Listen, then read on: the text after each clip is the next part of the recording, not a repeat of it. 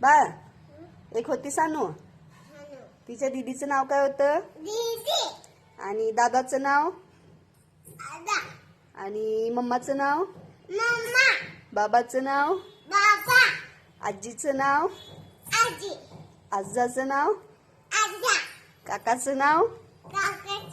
काकाचं नाव काय? आणि काकीचं नाव काय? काकी.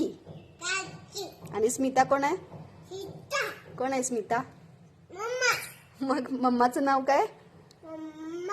स्मिता कोण आहे मग? आणि अजित कोण आहे? कोण आहे अजित? मग बाबाचं नाव काय? तुझे बाबा, पण तुझ्या बाबाचं नाव काय? तुझ्या बाबाचं नाव होय. अजित नाव कोणाचं आहे?